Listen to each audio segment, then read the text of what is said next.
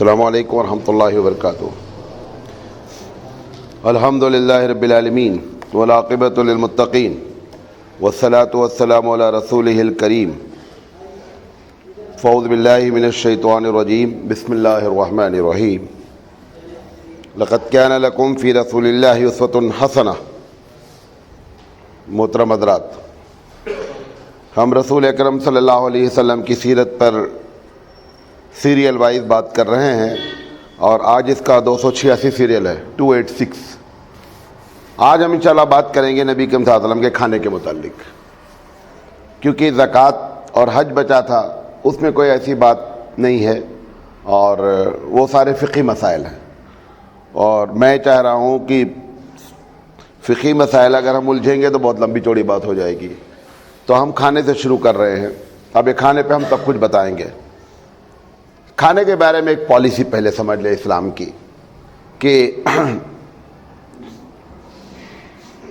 عقیدہ، غور سے سنیں مولوی صاحب ورنہ یہ اوپر سے جانے والی بات ہے، عقیدہ اور عبادت کو چھوڑ کر اسلام کی جتنی باتیں ہیں ان سب میں اللہ کے رسول نے یہ بتایا ہے کیا نہیں کرو،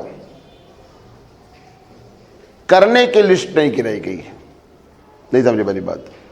جو عبادت ہے وہ اور جو عقیدہ ہے، اس کو تو A to Z بتا دیا گیا، یہ کرنا ہے، اس کے علاوہ نہیں کرنا ہے۔ اس کے علاوہ اب دنیا کی جتنی چیزیں ہیں، تجارت ہے، کھانا پینا ہے، رسم و رواج ہے، شادی ہے، بیاہ ہے، سب کچھ میں یہ بتا دیا گیا ہے کیا نہیں کرنا ہے۔ اگر یہ بتا دیا کیا نہیں کرنا ہے، اس کے چھوڑ کر جو کچھ ہے سب کرنا جائز ہے، ٹھیک ہے؟ تو کھانے کے سلسلے میں یہ نہیں ہم بتا سکتے ہیں کہ کیا کھانا کیا نہیں کھانا، کیونکہ الگ الگ تہذیب ہوتی ہے، الگ الگ علاقے میں الگ الگ کھانے ہوتے ہیں، اور مختلف قسم کے جانور پائے جاتے ہیں۔ ان میں آپ نے صرف یہ کیا ہے کہ ہم کو یہ بتا دیا بھائی یہ نہیں کھانا ہے، بقیہ جو کچھ ہے وہ کھانا جائز ہے، اس میں کوئی قباحت نہیں ہے۔ تو لیکن ایک چیز کو چھوڑ کر، گوشت میں کیا ہے، نہیں کھانا سب کا، کھانے کے لیے بارے میں معلوم ہونا چاہیے۔ نہیں سمجھے میری بات؟ کھانے کے جتنے آئٹم ہیں، سبزی ہے، دال ہے، آپ پوچھیں مولانا کہاں لکھا ہے کہ دال کھانا چاہیے، ہم یہ جواب دیں گے کہ کہاں لکھا ہے نہیں کھانا چاہیے، ٹھیک ہے؟ جب نہیں کھانا لکھا ہے تو مطلب کھانا چاہیے۔ گوشت کے بارے میں، صرف جانور کے بارے میں نہیں، یہ بھی غور رکھیں، گوشت کے بارے میں، گوشت کی اصل حرمت ہے۔ سارے گوشت جب ذبح ہو گئے تو اصلاً حرام ہے۔ اب اس کے حلال ہونے کے لیے آپ کو یقین ہونا چاہیے کہ یہ گوشت حلال ہے یا نہیں ہے، ٹھیک ہے؟ مثال کے طور پر آپ مسلم ہوٹل میں کھانا کھانے جا رہے ہیں، اس کے یہاں گوشت آتا ہے، آپ کو یہ معلوم ہے کہ یہ حلال ہی کر کے گوشت، یعنی اسلامی طریقے پر ذبح کیا گیا ہے، کوئی مسئلہ نہیں ہے۔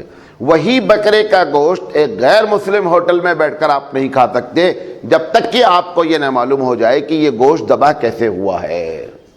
تو وہی گوشت مطلقاً حرام ہو گیا، کیونکہ اصل اس کی حرام ہے، حلت کی دلیل موجود نہیں آپ کے پاس، آپ نہیں کھا سکتے۔ مثال کے طور پر ٹرینوں میں آپ سفر کرتے ہیں، وہ آ کر پوچھتا ہے کھانے میں کہ بھائی ویج لیں گے نان ویج لیں گے، آپ نے کہا نان ویج، اس نے چکن دیا آپ کو۔ اب آپ کو یہ نہیں معلوم ہے کہ اس ٹرین میں جو چکن آیا ہے وہ چکن کیسے آیا ہے، ذبح کیا گیا ہے، جھٹکا دیا گیا ہے، گردن دبا کے مار دیا گیا ہے، کیا کیفیت ہے؟ لہذا اس کے بارے میں آپ کو تحقیق ہونی لازم ہے۔ جب تک تحقیق نہیں ہوگی آپ نہیں کھا سکتے۔ اب جیسے آپ کے یہاں ہبلی میں ہے، یو پی میں تو ایک دم اس کا تصور ہی نہیں ہے کہ غیر مسلم گوشت کی دکان رکھتا ہے، یہ تصور ہی نہیں ہے۔ یہاں پر کیا ہے کہ ایک بڑی تعداد غیر مسلموں کی گوشت کی دکان رکھے ہوئے ہیں، لیکن مسلمانوں کو یہ یقین ہے کہ ان تمام غیر مسلمین کی دکان پہ ذبح کرنے والا کون ہے؟ مسلمان ہے، لہذا وہ حلال ہو گیا۔ اگر کسی کے بارے میں آپ کو نہیں معلوم ہے کہ اس کا ذبح کرنے والا کون ہے تو بکرا گوشت ہونے کے باوجود بھی حرام ہو جائے گا۔ میں اپنی بات سمجھا پایا کہ نہیں؟ समंदर के बारे में, समंदर के बारे में इमाम शाफई और इमाम अबू हनीफा रहमतुल्लाह अलैह का ज़बरदस्त इख्तिलाफ है। इमाम शाफई अलैह रहमा का कहना है कि समंदर में जो कुछ भी पाया जाता है वो सारा का सारा हलाल है। इमाम अबू हनीफा रहमतुल्लाह अलैह का कहना है कि नहीं, जो ज़मीन में हलाल है वो समंदर में भी हलाल है। मिसाल के तौर पर ज़मीन में कीड़े खाना मना है, जो कीड़े टहलते रहते हैं, इसको आप चटनी बना के खा नहीं सकते। अगर समंदर में भी कीड़े मौजूद हैं तो कीड़े नहीं खाए जा सकते। ज़मीन में सुअर हराम है, अगर समंदरी सुअर पाई जाएगी तो नहीं खाई जा सकती। ज़मीन में कुत्ता हराम है, समंदरी कुत्ता पाया जाएगा, नहीं खाया जा सकता है। इमाम अबू हनीफा रहमतुल्लाह अलैह के नज़दीक ये मसलक है कि अगर यहाँ जायज़ तो वहाँ भी जायज़, यहाँ अगर हराम तो वहाँ भी हराम, यहाँ अगर मकरूह तो वहाँ भी मकरूह। ठीक है। अब समंदर में मछली जो है ना, मछली, वो इमाम अबू हनीफा रहमतुल्लाह अलैह के नज़दीक ये है कि जो भी मछली है, जिस किस्म की भी है, वो खाई जा सकती है। मछली की डिफिनेशन उन्होंने कर दी कि मछली हम कहते किसे है, जिसके गलफड़ा है वही मछली कहलाएगी, बकिया मछली नहीं कहलाएगी। इसी बुनियाद पर वो झींगा को जायज़ नहीं कहते, क्योंकि झींगा को कीड़े की शक्ल मानते, वो उसको गलफड़ा नहीं है। अब अगर ये तहकीक हो जाए, जो इस पर PhD करते हैं या जो तहकीक करते हैं कि साहब झींगा मछली की काइंड है, मछली की किस्म है, तो झींगा खाना जायज़ हो जाएगा। उनके ज़माने में भी झींगे में दो राय हैं इमाम आदम अलैहिर्रहमा के। बाद लोग कहते थे ये मछली है, बाद लोग कहते थे नहीं साहब मछली नहीं है। लिहाजा उन्होंने मकरूह तहरीमी के बजाय मकरूह का फतवा दे दिया कि खाना अच्छा नहीं है। ठीक है। तो समंदर के बारे में ये जान ले, और बकिया जो घास फूस जो खाई जाती है, जैसे आप पालक है, ये सारी घास फूस की कैटेगरी में, इसमें सब में हमको ये मालूम होना चाहिए कि मना तो रसूल अकरम ने नहीं किया है। अगर नहीं मना किया है, कुलू वशरबू, खाओ पियो मौज करो। बात समझ में आ गई। अब हम बात करते हैं नबी करीम सल्लल्लाहु अलैहि वसल्लम के खाने के बारे में कि आप सल्लल्लाहु अलैहि वसल्लम ने हमारी तरबियत खाने के बारे में क्या फरमाई। हम अलग अलग टॉपिक पर बात करेंगे, मतलब शुरू करेंगे हम जहाँ से शुरू होता है खाना और आखिर तक जाएंगे। फिर मेहमान नवाजी की बात करेंगे कि क्योंकि हर इलाके में अब वो एक आदमी खाना खाने बैठा है, दूसरा आदमी जबरदस्ती डाले जा रहा है, लो भाई, अब वो बेचारा नहीं कर रहा है। बाद लोग तो ऐसे नहीं करते, नीचे से कहते आता रहे, उनकी बात नहीं कर रहा हूँ, जो हकीकत में चाहते हैं नहीं, लेकिन वो कहता है कि हम इसको खिला के मार डालेंगे। ये मोहब्बत नहीं है। ये सब सारी बातें इंशाअल्लाह हम करेंगे कि मेहमान के साथ ऐसा करना सुन्नत के मुताबिक है, ये सुन्नत के खिलाफ है। तो सबसे पहले खाने के बारे में ये है, इब्न माजा की रवायत है कि हाथ धुलना चाहिए। अब आप देखें, हाथ धुलने में बाद लोग एक हाथ ऐसे धुल लेते हैं, बाद लोग जो है वो दोनों हाथ धुल लेते हैं। तिरमिज़ी की रवायत है कि अल्लाह के रसूल सल्लल्लाहु अलैहि वसल्लम दोनों हाथ अपने गट्टों तक धुलते थे। लिहाजा जो ऐसे ये चुटकी की जाती है ना, बाद लोग जो ज़्यादा एडवांस होते हैं वो ऐसे पानी ऐसे लगा करके, हाँ भाई चलो, अगर एक मरतबा धुल कर आप आ गए, मतलब जैसे कि बाद लोग क्या करते हैं, नमाज के बाद जब खाना होता है तो धुलने नहीं जाते। आप नोट करें, जैसे ज़ोहर की नमाज पढ़ी, अब उसके बाद खाना है, नमाज पढ़े मस्जिद से सीधे खाने में चले गए, नहीं धुलते हैं। खाना जब आप इरादा कर लिए खाने का, उस वक्त धुलना है। वो जो वज़ू आपने किया है उससे मतलब नहीं है। तो अल्लाह के रसूल सल्लल्लाहु अलैहि वसल्लम खाना खाने से पहले दोनों हाथों को धुलते थे और गट्टों तक धुलते थे। ये बात आपको पहले दिन मैंने बताई है कि इन सारी चीज़ों के करने पर सवाब होगा, छोड़ने पर गुनाह नहीं होगा। जब तक, कब तक गुनाह नहीं होगा? जब तक कि आप इंसल्ट के तौर पर नहीं छोड़ेंगे। अगर एक आदमी इंसल्ट के तौर पर छोड़ेगा तो हर हाल में गुनाह नहीं होगा, गुनाह कबीरा होगा। बाल लोगों के नज़दीक कुफ्र हो सकता है कि अगर उसने इंसल्ट कर दिया, ये क्या जी हाथ धोने की क्या ज़रूरत है, ये तुम लोगों के नहीं, हुजूर ने मैं छोड़ो जी। अगर ऐसी गुफ्तगू कर रहा है तो ये कुफ्रिया जुमला हो गया, लिहाजा इसको तजदीद ईमान लाजिम हो जाएगा। वरना ये जितनी ज़ाती सुन्नतें हैं, इस सुन्नत के बारे में शुरू में भी आपको बताया था कि पॉलिसी ये है कि कर लेंगे रूहानियत पैदा होगी, کر لیں گے ثواب ملے گا، کر لیں گے اظہار محبت ہوگی، نہیں کریں گے گناہ نہیں ہوگا۔ اب ہاتھ دھلنے کے بعد جو دوسرا مرحلہ ہے وہ ہے دسترخوان کا۔ اچھا، بعض لوگ کیا کرتے ہیں اس علاقے میں خاص کر، دسترخوان انہوں نے بچھا دیا، اب لا کر کے دسترخوان پر ہاتھ دھلاتے ہیں، یہ ایک دم غلط۔ دسترخوان بچھا دیا اور دسترخوان پہ لا کر کے کیا کرتے ہیں، ہاتھ دھلاتے رہتے ہیں۔ اور وہی دوسری غلطی بھی کہ کھانا ابھی رکھا ہوا ہے، ابھی کچھ لوگ کھا بھی رہے ہیں، لیکن جو کھا چکا ہے اسی دسترخوان پہ لا کر کے بیچ میں کیا کرتے ہیں، ہاتھ دھلاتے ہیں۔ یہ ایک دم غلط ہے۔ پانی بھر جاتا ہے، اسی میں وہ دھل رہا ہے، ادھر بھی چھٹک رہا ہے ادھر بھی چھٹک رہا ہے، کہ دوسروں کو کراہیت بھی ہوتی ہے اور سنت کے بھی خلاف ہے۔ تو آدمی کو چاہیے کہ ہاتھ دھلنا ہے تو ہاتھ باہر دھلے، جہاں پہ کھانا کھایا جا رہا ہے اسی دسترخوان پہ کھانا بھی ہو، اسی پر ہاتھ دھلا جائے۔ ایک دم غلط طریقہ ہے، تہذیب کے بھی خلاف ہے، اور رسول اکرم صلی اللہ علیہ وسلم سے ایسی چیز ثابت بھی نہیں ہے کہ ہاتھ دھلا جائے۔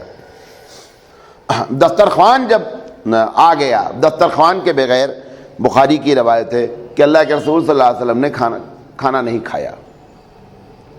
آج کل ایک نیا سسٹم یہ ہوا ہے کہ وہ نیوز پیپر بچھا دیا جاتا ہے۔ بعض لوگ اپنے گھروں میں نیوز پیپر کا یہی استعمال کرتے ہیں، نیوز پیپر انہوں نے بچھا دیا، کھانا کھا لیا، نیوز پیپر اٹھا کر کے پھینک دیا۔ ایک دم غلط۔ سارے علم کی نسبت رب ذوالجلال کی جانب ہے، یاد رکھیں، انگریزی ہو، کنڑا ہو، اردو ہو، اس سے کوئی بحث نہیں ہے۔ علم ہے، اس کی ہم کو قدر کرنی چاہیے۔ ایسے ہی گاڑی والے، جن لوگوں کے پاس گاڑیاں ہیں، جب گاڑی سروس کرانے جاتے ہیں تو جہاں پیر رکھتے ہیں وہاں وہ پیپر رکھتا ہے اور اس پہ لکھا رہتا ہے، اور اس لکھے پر یہ پیر رکھ کر کے بیٹھتے ہیں، الفابیٹ جو لکھے رہتے ہیں وہ سارے کے سارے علم ہیں، اس کی قدر کرنی چاہیے۔ اسی طریقے سے بعض لوگ اپنے گھروں میں پاپوش رکھتے ہیں، اس پہ ویلکم لکھا رہتا ہے، اس پر چڑھتے ہیں اور آتے اور جاتے ہیں۔ یہ ساری چیزیں علم کی توہین ہے، اور ہر علم کی نسبت اللہ نے اپنی جانب کی ہے، لہذا علم کی قدر کرنی چاہیے۔ اس سے کنڑا، اردو، انگریزی سے کوئی مطلب نہیں ہے۔ تو پیپر بچھا کر کھانا ایک دم غلط ہے۔ ایک بات، اللہ کے رسول صلی اللہ علیہ وسلم، یہ بریکٹ کی بات ہے، کھانے سے متعلق نہیں ہے۔ اللہ کے رسول صلی اللہ علیہ وسلم کے زمانے میں ایک صحابی نشانہ لگا رہے تھے تیر کا، انہوں نے لکھا فے رے عین واو نون، فرعون۔ الفابیٹ الگ الگ رکھے، ملایا جاتا تو فرعون بن جاتا، ورنہ انہوں نے الگ الگ رکھے، اور اس کے اوپر وہ نشانہ لگا رہے تھے۔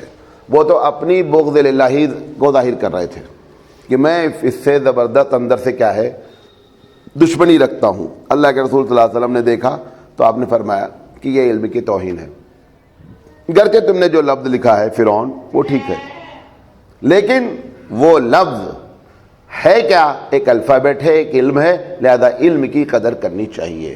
امام اعظم رحمۃ اللہ علیہ کے نزدیک اس وقت، آج کے 1350 سال پہلے کی بات بتا رہا ہوں، امام اعظم نے اس وقت فتویٰ دیا ہے کہ جو پیپر آپ علم کے لیے استعمال کرتے ہیں اس پیپر سے استنجا کرنا جائز نہیں ہے۔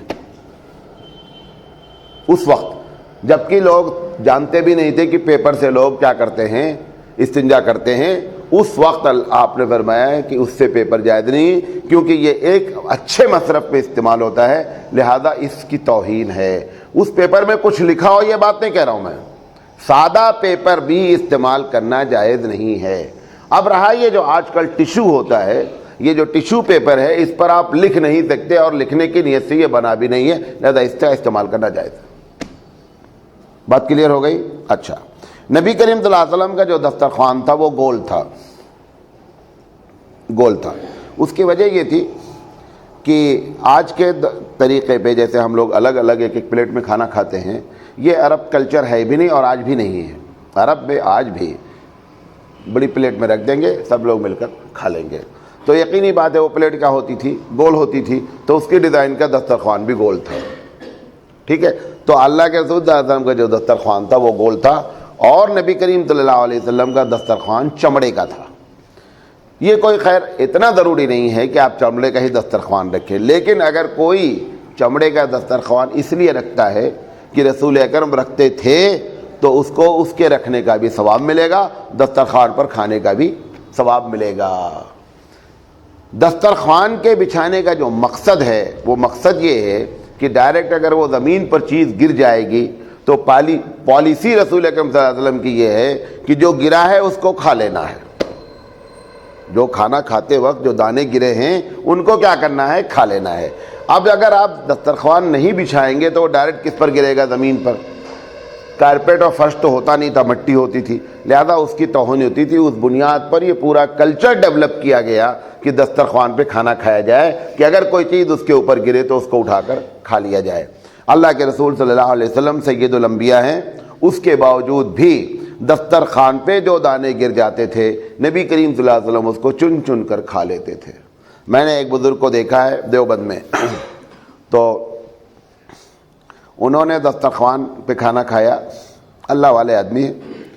تو کھانا کھانے کے بعد ہم لوگ بھی کھانا کھا رہے تھے، تو دسترخوان جو اٹھایا گیا پلاسٹک کا تھا، یوز اینڈ تھرو نہیں تھا وہ جو آتا ہے، تو انہوں نے اٹھایا، بہت چھوٹے چھوٹے ذرات روٹی توڑنے کی وجہ سے گرے ہوئے تھے، اس کو چنا بھی نہیں جا سکتا تھا.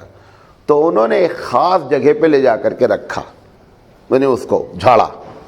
تو میں نے ان سے پوچھا کہ اتنی دور آ کر کے جھاڑنے کی کیا ضرورت ہے؟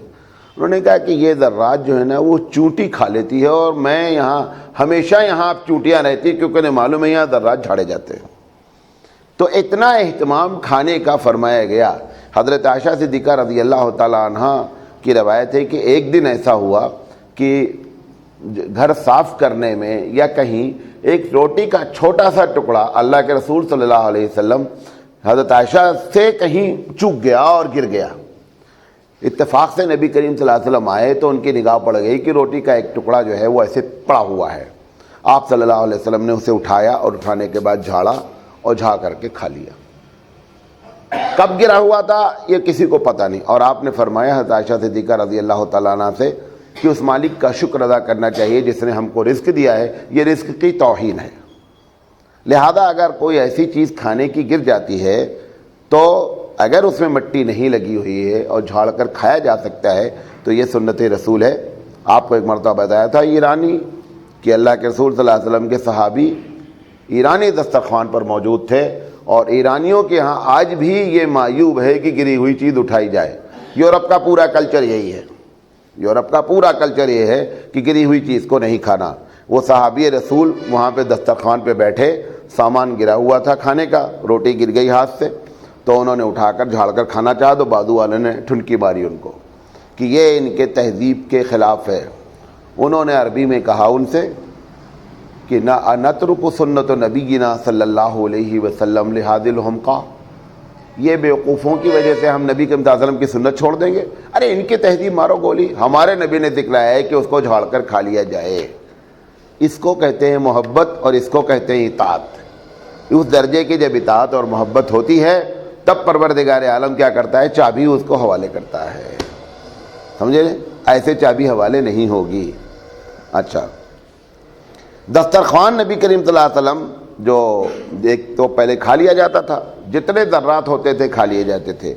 اچھا، زیادہ تر چونکہ روٹی کھائی جاتی تھی اس لیے دسترخوان پہ دوسری چیزوں کے گرنے کے چانسز ہوتے نہیں تھے.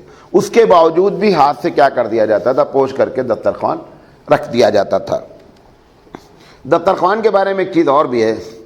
جیسے ہم بیٹھ گئے دسترخوان پر، کھانا آ گیا. اب کھانا آ گیا، اگر کوئی اس میں بڑا آدمی نہیں آنے والا ہے یا بیٹھا ہوا نہیں ہے تو آپ کھانا آ گیا آپ کھانا شروع کریں. یہ سنت رسول ہے. آپ یہ انتظار نہیں کریں کہ نہیں ابھی جو ہے آ رہا ہے اور لوگ، اگر اس میں کوئی بڑا آدمی نہیں ہے، سبھی کی کیٹیگری کے لوگ ہیں، جیسے آپ کے سامنے کھانا آ گیا آپ کھانا شروع کر دیں. بس اوقات ایسا بھی ہوا ہے کہ صرف روٹی آئی، ابھی سالن آنے میں دیر تھی، وہ روٹی ہی کھانا شروع کر دیا، اس کے بعد سالن آیا. کیونکہ یہ کھانے کی توہین ہے کہ کھانا میرا انتظار کرے، ایسا نہیں ہونا چاہیے میں کھانے کا انتظار کروں. سمجھے نہیں؟ لہذا جب کھانا آ گیا آپ کے سامنے تو آپ کو کیا ہے؟ کھانا شروع کر دینا چاہیے. جب کھا چکے کھانا تو جب تک دسترخوان نہیں اٹھے، ابن ماجہ کی روایت ہے کہ لوگوں کو نہیں اٹھنا چاہیے، پہلے دسترخوان اٹھایا جائے. کیوں؟ اگر بندہ اٹھتا ہے تو یہ بتاتا ہے کہ میں بے نیاز ہوں، کھانے سے اٹھ رہا ہوں. لہذا ایسا نہیں کرنا چاہیے. دسترخوان پر بیٹھا رہے، جب سب لوگ کھا چکے، دسترخوان جب اٹھا لیا جائے تب ایسی شکل میں بندے کو اٹھنا چاہیے۔ یہ کھانے کے احترام میں ہے، ابن ماجہ کی یہ روایت ہے۔ یہ تو دسترخوان کے بارے میں باتیں ہو گئیں۔ اگر اس میں کوئی باتیں رہ جائیں گے نا تو آپ مجھے سوال لکھ کر دے کر جائیے، آج 2-3 ابھی لگاتار یہ چلے گی، تاکہ اس کھانے کے سلسلے کی ساری باتیں جو ہے وہ آ جائیں۔ اچھا، یہ جو پلیٹ والی بات ہے جو ہم لوگ تنہا تنہا کھاتے ہیں، نبی کریم صلی اللہ علیہ وسلم نے منع تو نہیں فرمایا ہے، لیکن بخاری شریف کی روایت ہے کہ آپ بغیر دسترخوان کے اور چھوٹی چھوٹی کٹوریوں میں نہیں کھاتے تھے۔ مطلب کیا ہے کہ الگ الگ نہیں کھایا جاتا تھا، کھانا کیا کھایا جاتا تھا، ایک ساتھ کھایا جاتا تھا۔ اب جو پلیٹ اٹھا کے کھانا کھانے کی بات ہے، جب ایک آدمی ہو جو بڑی والی پلیٹ رہے گی تو اگر اس کو تو اٹھا لو گے تو بقیہ لوگ محروم ہی ہو جائیں گے نا، تو وہ تو اٹھانے کا کوئی کانسیپٹ ہی نہیں ہے، تصور ہی نہیں ہے۔ لیکن اگر انفرادی طور پر کوئی آدمی کھانا کھا رہا ہے اور ایسی شکل میں اس نے پلیٹ اٹھا لیا تو آپ یہ نہیں سمجھیں کہ یہ غلط کر دیا، کیونکہ اللہ کے رسول صلی اللہ علیہ وسلم نے پلیٹ اٹھانے کو منع نہیں فرمایا ہے۔ اور میں نے آپ کو اسی لیے شروع میں اصول کی بات کیا بتائی کہ ساری چیزیں عبادت اور عقیدے میں اس بات کو دھیان رکھنا ہے کہ اس میں کیا ہے، اصول ہمارے یہاں ہے کہ اصل کل شیء مباح، ہر چیز کی اصل جائز ہے، ناجائز کی دلیل چاہیے، کس میں؟ عبادت اور عقیدے کو چھوڑ کر۔ عبادت اور عقیدے میں اصل کل شیء مباح نہیں، ایسی اصول نہیں ہے، بلکہ عبادت میں وہی عبادت ہے جس کو رسول اکرم نے کیا ہے، بقیہ کوئی چیز عبادت ہوتی نہیں ہے۔ تو اس سلسلے میں اگر کوئی آدمی پلیٹ اٹھا کر کھانا کھا رہا ہے تو وہ کھانا کھا سکتا ہے۔ اچھا، اب کھانا کھانے پر جب بیٹھا تو بیٹھنے کی کیفیت کیا ہونی چاہیے، سنت رسول صلی اللہ علیہ وسلم کیا ہے؟ آپ صلی اللہ علیہ وسلم سے 2 چیزیں زیادہ مروی ہیں، اور علامہ ابن قیم رحمۃ اللہ علیہ جن کی سیرت پر کتاب ہے زاد المعاد، علامہ ابن قیم رحمۃ اللہ علیہ کا کہنا یہ ہے کہ سب سے صحیح طریقہ یہ ہے کہ بایاں پیر فولڈ کر دیا جائے، داہنے پیر کو کھڑا کیا جائے اور بندہ کھانا کھائے۔ بائیں پیر کو فولڈ کر دے، اس کے اوپر بیٹھ جائے، دایاں پیر کھڑا رکھے اور کھانا کھائے۔ یہ سب سے بہترین سنت طریقہ ہے، ایک بات۔ دوسرا مروی ہے اور اس کے بعد کا درجہ ہے حدیث میں اس کا کہ دونوں پیروں کو کھڑا کر کے کھانا کھایا جائے، یعنی اس پر بیٹھنا، اس حصے پہ نہیں، ہپ پہ نہیں بیٹھا جائے بلکہ پنجوں پر بیٹھا جائے اور کھانا کھایا جائے۔ اگر یہ دونوں حیت اختیار کی جائے تو بابو یہ جو پیٹ نکلتا ہے یہ نہیں نکل سکتا۔ یہ پیٹ نکلنے کی بنیادی وجہ یہی ہے، بندہ جب یہ ایسے کھانا کھاتا ہے نا تو کھانا زیادہ کھا ہی نہیں سکتا ہے۔ یہ تو پیٹ کا معاملہ ایک ربر کا ہے نا، دھیرے دھیرے دھیرے دھیرے پھیلتا رہتا ہے، اور ایک مرتبہ جب پھیل جاتا ہے تو بہت مشکل سے سکڑتا ہے۔ تو ایسی شکل میں یہ دونوں طریقہ ہے سنت رسول۔ لیکن اگر کوئی آدمی، ہمارے یہاں جو مسئلہ لکھا ہوا ہے کہ اگر کوئی آدمی چاروں پیر چت کر کے، جس کو آپ پلتھی التی پلتھی مار کر کہتے ہیں، بیٹھ کے کھانا کھائے تو وہ کھانا کھانا جائز ہے، یہ نہیں کہا جائے گا گنہگار ہے۔ اچھا تو نہیں کر رہا وہ، لیکن وہ کھا ہی نہیں سکتا۔ موٹا آدمی جو ہے نا، اگر وہ دونوں کیفیت اختیار کرے گا تو بس اس کو الٹتے پلٹتے ہی رہنا ہے بیٹھنے میں۔ اللہ کے رسول صلی اللہ علیہ وسلم نے اس بات سے بھی منع فرمایا ہے کہ ایک مرتبہ کھانے میں بیٹھ جائے نا تو اپنی جو ہے وہ سچویشن بدلتا نہیں رہے بار بار، کیونکہ اگر آپ بار بار سچویشن بدلیں گے تو سامنے والا سمجھے گا کہ یہ کچھ زیادہ ہی کھا رہا ہے۔ لہذا اللہ کے رسول صلی اللہ علیہ وسلم نے اس سے منع فرمایا ہے کہ ایک مرتبہ جب بیٹھ گئے، اکڑوں بیٹھ گئے، اکڑوں بیٹھ جاؤ، یہ پیر بجا کر بیٹھ گئے، یہ ایسا نہیں کرو کہ مطلب اس کی حالت جو ہے وہ بدلتے رہے۔ یہ جو ہے وہ ادب کے خلاف ہے، اس سے باقاعدہ منع کیا گیا ہے۔ ہم پوری لسٹ گنائیں گے کھانے کے بارے میں، زندگی رہی کہ کھانے کے سلسلے میں کیا کیا چیز منع کی گئی ہے۔ دیکھیں، جو عبادت اور عقیدے کے بعد میں نے یہ بات بتائی کہ جو چیزیں منع ہیں ان سے ہر حال میں بچنا ہے، اور جو چیزیں منع نہیں ہیں اس میں اجازت ہے۔ تو اس کی پوری لسٹ ہم کو یہ معلوم ہونا چاہیے کہ کھانے کے بارے میں رسول اکرم صلی اللہ علیہ وسلم نے کن کن چیزوں کو منع فرمایا ہے، وہ قطعی نہیں کرنا ہے، ٹھیک ہے۔ تو بیٹھنے کی یہ حیثیت ہو گئی۔ اب کھانا جب شروع کرے گا تو نبی کریم صلی اللہ علیہ وسلم نے فرمایا، بخاری کی روایت ہے کہ کھانا کھانے سے پہلے اس کو بسم اللہ پڑھنا چاہیے۔ ایک مسلم شریف کی روایت ہے کہ جب کوئی بندہ گھر میں داخل ہوتے وقت اللہ کا نام لیتا ہے اور کھانا کھاتے وقت اللہ کا نام لیتا ہے تو شیطان اپنے ساتھیوں سے کہتا ہے کہ بابو اب اس گھر میں گزارا نہیں ہے اور اس کے کھانے میں اپنا شیئر نہیں، یہاں سے پھوٹو۔ یہ بسم اللہ کی اور اللہ کے نام کی برکت ہے کہ اگر بندہ گھر میں جب بھی داخل ہو وہ السلام علیکم کہے۔ ہوتا ہے کہ ہم جب دوسرے کے گھر جاتے ہیں تو بڑا تگڑا سلام مارتے ہیں، جب اپنے گھر جاتے ہیں تو سلام ہی نہیں کرتے۔ حالانکہ اپنا گھر ہو یا دوسرے کا گھر ہو، ہر گھر میں سلام کرنا چاہیے۔ جب سلام سے بندہ داخل ہوتا ہے تو شیطان اس گھر میں رات میں بسیرا نہیں کرتا۔ اور کھانے میں جب بندہ بسم اللہ الرحمن الرحیم پڑھتا ہے، اچھا اس میں بھی ہے بسم اللہ الرحمن الرحیم پڑھنا افضل ہے، بسم اللہ پڑھنا جائز ہے، لیکن اگر بسم اللہ بھی پڑھ لیا تو بھی شیطان کے لیے کافی ہے، کیونکہ لفظ اللہ آ گیا لہذا اس کا بیڑا غرق ہو گیا۔ اللہ کے رسول صلی اللہ علیہ وسلم بیٹھے کھا رہے تھے، ایک بچہ آیا، دسترخوان لگا تھا اور جلدی سے آ کر کے جھپٹ گیا۔ حضور صلی اللہ علیہ وسلم شیطان آ گیا، آپ نے فوراً اس کا ہاتھ پکڑا اور ہاتھ پکڑنے کے بعد کہا کہ پہلے بسم اللہ کرو پھر داخل ہو۔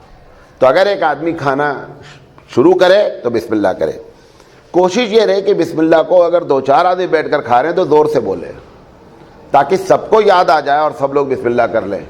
اگر ایک آدمی نے بسم اللہ کہنا مطلب بھول گیا بائی چانس تو بسم اللہ ہو ولہ آخر ہو بھی کہہ سکتا ہے۔ اس سے جب بھی اب آپ کہیں گے کہ مولانا صاحب وہ تو شیطان شامل ہی ہو گیا، اب بیچ میں کہنے کا کیا فائدہ ہے؟ تو بعض روایتوں سے معلوم ہوتا ہے کہ وہ اسی وقت چھوڑ کے چلا جاتا ہے اور جو تمہارا کھانا کھایا ہے نا وہ بھی اس کو الٹی ہو جاتی ہے۔ تو بھلے ہمارے کام نہیں آئے لیکن بیٹا تمہارے کام بھی نہیں آنے کا، تو اس کے بھی مصرف میں استعمال نہیں ہو پاتا ہے، لہذا یہ بسم اللہ کی کیا ہے؟ برکت ہے۔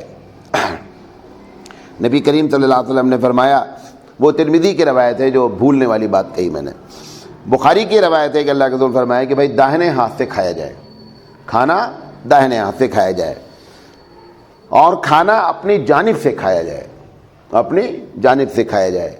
تو ابھی کبھی کبھی کیا ہوتا ہے خواب میں، خیر ہم لوگ تو سب لوگ ہندو کی طرح کھاتے ہیں لہذا یہ پرابلم ہی نہیں آتی ہے، وہ تو جب آپ مسلمان کی طرح کھائیں گے تب پرابلم آئے گی۔ کس کھانا ایک خواب میں رکھا گیا، ایک پتیلی میں رکھا گیا، اب 4-5 آدمی مل کر کھا رہے ہیں، اب ہم کو دیکھنا مولانا صاحب کو مرغی کی ٹانگ پسند، وہ آگے ہے۔ ابھی ایک صاحب نے ایک SMS بھیجا تھا کہ وہ مرغی کی ٹانگ تھی تو مل کے کھا رہے تھے، تو اب مولوی صاحب کو کھانی تھی مرغی کی ٹانگ، حالانکہ مولوی صاحب کہنے کی ضرورت نہیں، کوئی بھی ہر ایک کو پسند ہے، مولوی معلوم نہیں کیوں اس کے پیچھے بدنام کی پڑے، بھائی کس کو نہیں پسند، سب کو پسند ہے۔ تو اس نے کیا کیا کہ اس کو گھما دیا، کس کو؟ اس تھالی کو گھما دیا، تو سامنے والا اس کو ٹوکا، یہ کیا کر رہے ہو؟ کہا نہیں اس کی ٹانگ قبلے کی طرف تھی، صحیح کر رہا ہوں، سمجھے؟ تو ایسا نہیں کرنا چاہیے، کھانا جو رکھا ہے جو آپ کے سامنے ہے اس کو کھانا چاہیے۔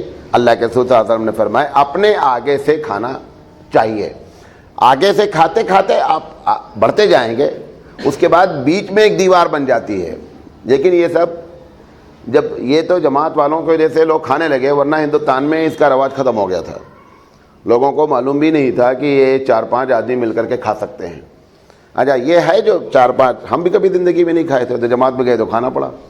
تو یہ اینٹی بایوٹک تکبر ہے، کیونکہ اگر آپ کی ناک ہے نا آپ کھا سکتے نہیں، اور وہ ناک ہی تکبر ہے، وہ توڑنے کے لیے یہ جماعت والوں نے رکھا ہے، یہ اینٹی بایوٹک ہے۔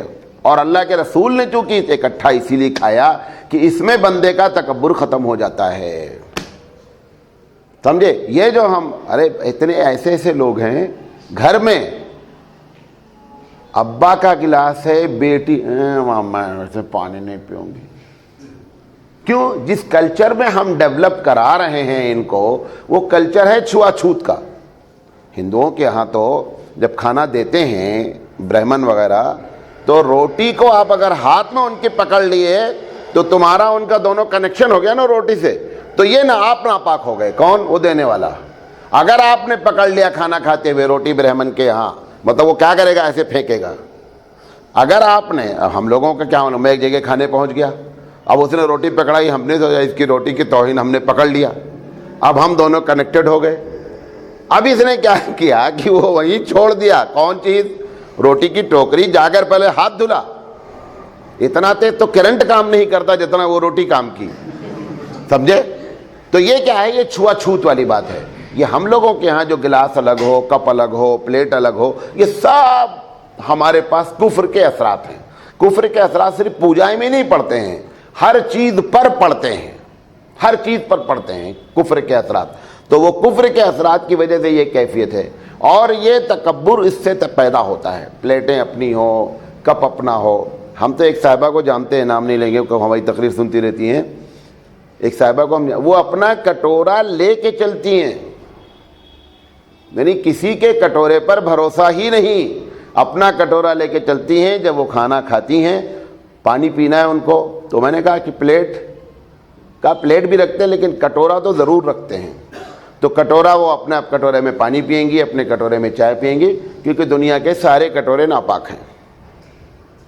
حضرت عمر رضی اللہ تعالیٰ عنہ ایک جنگ سے واپس آ رہے تھے, چرچ کے قریب سے گزرے, اس کا بہت بڑا ایریا تھا. تو اس کو معلوم ہوا کہ عمر بن خطاب آ رہے ہیں, تو اس نے کہا حضرت آج ہمارے یہاں لنگر ہے, آپ سب کی دعوت ہے. حضرت عمر رضی اللہ تعالیٰ نے کہا ٹھیک ہے. تو آ کر ایک صحابی نے کہا حضرت عمر سے, امیر المومنین, یہ جس میں کھانا پکائے گا نا اسی میں سور بھی پکاتا ہے یہ, اور ہم لوگوں کو بھی اسی میں کھلائے گا. تو حضرت عمر رضی اللہ تعالیٰ نے کہا اچھا ذرا معلوم کرو کہ وہ جو برتن جس میں پکانے جا رہا ہے نا, وہ برتن مٹی کا ہے یا لوہے کا ہے.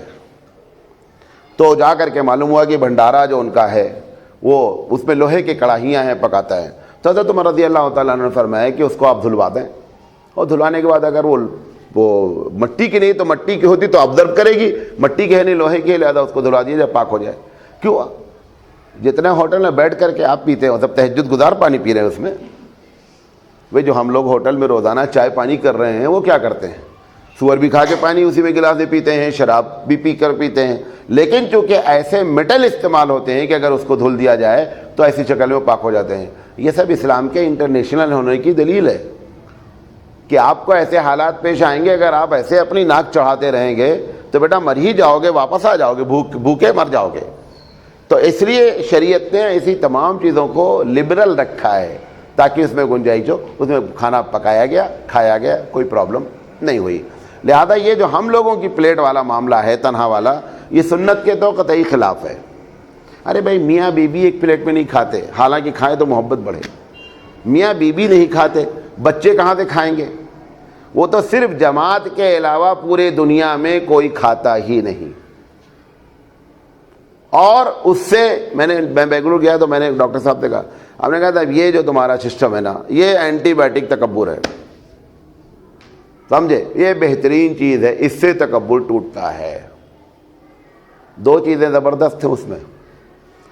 جس کو آپ نے امیر مان لیا, حدیث کے مطابق اس کی اطاعت کرنا, وہ ایک زبردست چیز ہے. اس سے بھی کیا ہوتا ہے نا, اب مولانا صاحب کو چائے پینے جانا ہے باہر, اب ناک کا معاملہ ہے, مولانا صاحب کیسے پوچھنا, ہم صاحب سب ہم سے پوچھتے ہیں, ہم اس سے پوچھیں تو ناک تو آتی ہے بیچ میں. اب مولانا صاحب پوچھیں گے کہ صاحب امیر صاحب چائے پینے باہر جانا چاہتے ہیں, تو یقینی بات ہے کہ تکبر کیا ہوگا, تکبر ڈاؤن ہوتا ہے. تو اس میں کچھ اینٹی بائیوٹک ٹیبلٹس ہیں, وہ بہت ضروری بھی ہیں, وہ بیچ بیچ میں لیتے رہنا چاہیے. اس سے آدمی کا کیا ہوتا ہے, تکبر کا لیول گھٹتا ہے, بڑھتا نہیں ہے. بہرحال یہ جماعت کی ایک دین ہے کہ ہم لوگ ایک ساتھ مل کر کھانا کھا لیتے ہیں. اچھا بھی لگتا ہے. پہلے مرتبہ نہیں اچھا لگا, ہمارے علاوہ کوئی بولے گا نہیں, سب باتیں وہ بولے گا بہت اچھا لگا ماشاءاللہ. اچھا نہیں لگا پہلی مرتبہ جب کھائے, لیکن پھر میں نے اس کا پورا تجزیہ کیا. تجزیہ کرنے کے بعد اب اس کے بعد ہم نے اس کا جب سنت سمجھا, تب اس کے بعد ہم کو اسے مزہ آیا کھانے میں, کھاتے رہے, کوئی پرابلم نہیں ہوئی, سمجھے نہیں. بہرحال تو کھانے کے درمیان میں اللہ کے رسول صلی اللہ علیہ وسلم انگلیاں بھی چاٹتے تھے, اور انگلیاں جب چاٹتے تھے تو لاسٹ میں جب چاٹتے تھے تو 3 مرتبہ چاٹتے تھے.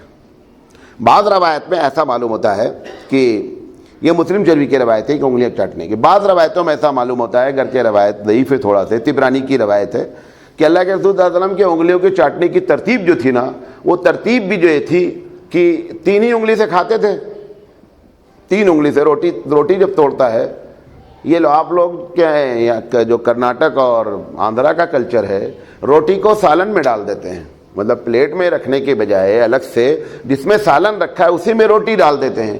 اب وہ پورا ہاتھ ہی اس میں لپیٹنا ہے. حالانکہ طریقہ یہ ہے سنت کہ روٹی الگ رہے, سالن کی پلیٹ الگ رہے, یا روٹی دسترخوان پہ رہے اور 3 انگلی سے توڑی جائے. تو 3 انگلی اگر آپ استعمال کریں گے, اللہ کے رسول صلی اللہ علیہ وسلم کے بارے میں ہے کہ عموماً آپ 3 انگلی سے کھانا کھاتے تھے. وہ 3 انگلی سے کھانے کا مطلب روٹی ہی ہے, چاول کے بارے میں نہیں ہے. اور 1 انگلی سے منع ہے, یہ بھی بتا دیں. 1 انگلی سے کیا کھایا جاتا ہے؟ کیا کھاتے ہیں؟ جب میٹھا آ جاتا ہے تو 1 انگلی جو وہ قطعاً منع ہے, وہ اس سے پرہیز. ابھی ہم منع کے الگ لسٹ گنائیں گے تو ابھی بیچ میں ایک آدھ چھوٹے چھوٹے سیمپل دے رہا ہوں. تو انگلی چاٹنے کا طریقہ یہ ہے کہ اس کو پہلے چاٹا جائے, بیچ والی کو, پھر اس کے بعد شہادت والی چاٹی جائے, پھر انگوٹھے کی انگلی چاٹی جائے. اگر اینڈ میں چاٹا جا رہا ہے تو اس کو 3 مرتبہ چاٹیں. اس کی وجہ کہ اب آپ اس کو دھلنے جا رہے ہیں. جب آپ اس کو دھلنے جائیں گے تو اس میں کوئی بھی ذرات نہ لگے رہیں جو گندے پانی میں جائیں, اور ہو سکتا ہے وہ برکات کے ذرات ہوں, لہذا وہ. اور بیچ میں جو ہے اگر چاٹیں تو بیچ میں بھی اسی ترتیب سے انگلی کو چاٹنا سنت ہے. اگر کوئی اس کا الٹا کر دے گا گناہ نہیں ہوگا, یہ پہلے بتا دیا ہوں آپ کو. انگلی کے بارے میں یہ اللہ کے رسول صلی اللہ علیہ وسلم ہے. کوئی لقمہ اگر گر جاتا تھا تو نبی کریم صلی اللہ علیہ وسلم اس کو اٹھا کر کے جھاڑ کر کے کھا لیتے تھے. جب کھانا شروع کیا جائے اور ایک ساتھ سب لوگ بیٹھے ہیں, اور جس میں بڑا بھی کوئی بیٹھا ہوا ہے, بڑا 2 لحاظ سے ہو سکتا ہے, یا تو تقوی کے لحاظ سے یا علم کے لحاظ سے. اگر یہ دونوں کے لحاظ سے کوئی بڑا نہیں ہے بلکہ عمر کے لحاظ سے بڑا ہے تو اس کا احترام کیا جائے. مطلب ایک آدمی علم کے لحاظ سے یا تقوی کے لحاظ سے کوئی بات نہیں ہے, سبھی لوگ دعوت میں آئے ہوئے ہیں, لیکن ایک بندہ اس میں جو ہے زیادہ عمر والا ہے, تو کوشش یہ کی جائے کہ پہلے کھانا وہ شروع کرے. اگر اس کے لیے تھوڑا سا انتظار کر لیا جائے کہ وہ نہیں شروع کیا ہم نے, تو اس میں کوئی قباحت نہیں ہے. صحابہ کہتے ہیں کہ اللہ کے رسول صلی اللہ علیہ وسلم جب ہمارے دسترخوان پر ہوتے تھے تو ہم کھانا قطعی شروع نہیں کرتے تھے جب تک نبی کریم صلی اللہ علیہ وسلم خود نہیں کھانا شروع کر دیتے تھے. لہذا اس بات کا بھی خیال رکھا جائے کہ اگر کوئی بڑا موجود ہے تو اس کا احترام کریں, اور اٹھنے میں بھی اس کا احترام کریں. مطلب وہ جب اٹھے تو اٹھیں. اور ویسے بھی کھانے میں ابھی آئے گا میزبان کے بارے میں کہ خاص کر میزبان اگر بیٹھا کھانا جو جس نے دعوت دی ہے اگر وہ کھلا رہا ہے تو اس کو تو قطعی پہلے اٹھنا ہی نہیں چاہیے. آپ جیسے پہلے اٹھ جائیں گے مہمان سمجھے گا یار ہم بہت کھانے والے ہیں, یہ دیکھو پٹ سے اٹھ گیا. لیکن بعض لوگ تو ہوشیاری میں اٹھتے ہیں تاکہ تم کم کھاؤ, ایسی جگہ اور کھانا چاہیے جب اسے معلوم ہو جائے یہ ہوشیاری کر رہا ہے بدماش, سمجھے نہیں. ایسی جگہ 2 روٹی کھانے کا تو 1 اور کھانے کا. بعض لوگ ایسے اسمارٹ ہوتے ہیں, جان بوجھ کر کے جلدی اٹھ جائیں گے تاکہ سامنے والا حیا میں شرم میں بیچارہ کیا کر دے. دیکھیں بھولا مومن اچھا نہیں ہوتا, پہلے بتا دیا ہوں. یہ تم کو بیوقوف بنا رہا ہے, لہذا بیوقوف نہیں بننے کا ہے, سمجھے نہیں. اس کو سبق سکھانا ہے. یہ باتیں آج ہم آپ کے سامنے رکھنا چاہ رہے ہیں. ابھی کافی باتیں ہیں اس میں, انشاءاللہ ہم اس پر بات کریں گے. اور دسترخوان اٹھانے تک ہم نے بات کی ہے, ٹھیک ہے, یاد رکھیے گا. اس درمیان میں اگر کوئی چیز چھوٹی ہے تو آپ لوگ لکھ کر کے دیں اور انشاءاللہ بات کریں گے. وآخر دعوانا ان الحمدللہ رب العالمین. سبحان اللہ و بحمدہ, سبحانک اللہم و بحمدک, اشہد ان لا الہ الا انت استغفرک.